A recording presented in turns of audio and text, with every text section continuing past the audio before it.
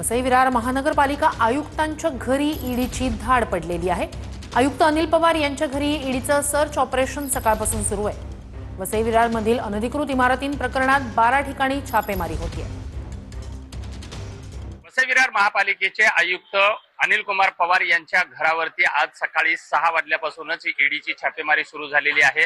मी आता वसई पश्चिमेच्या त्यांचं जो निवासस्थान आहे, शासकीय निवासस्थान महापालिकेचं त्यांच्या निवासस्थानी आहे। आपण जर बघितलं तर हे आयुक्तांचं निवासस्थान आहे आणि या ठिकाणी ईडीचे जे संरक्षणासाठी जे पोलीस कर्मचारी आहेत हे सुद्धा या घरामध्ये पूर्ण हत्यारासह तैनात आहेत आणि ईडीचे जे अधिकारी जे असतील हे आयुक्ताच्या घरामध्ये त्यांचं सर्चिंग ऑपरेशन सुरू आहे।